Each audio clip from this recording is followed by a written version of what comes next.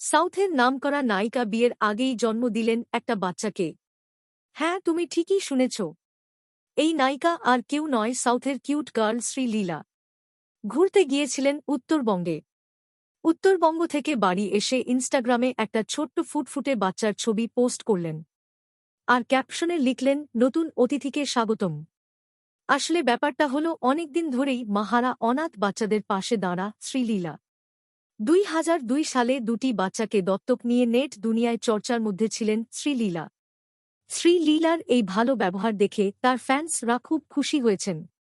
আবারও শ্রীলীলা একটা অনাথ ছোট ফুটফুটে বাচ্চাকে দত্তক নিয়ে নেট দুনিয়ায় হইচই ফেলে দিয়েছেন।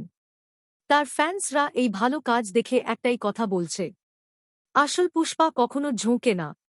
আপনি যদি শ্রীলীলার এই ভালো কাজ দেখে খুশি হয়ে থাকেন, তাহলে ভিডিওতে একটা লাইক ও সাবস্ক্রাইব করবেন।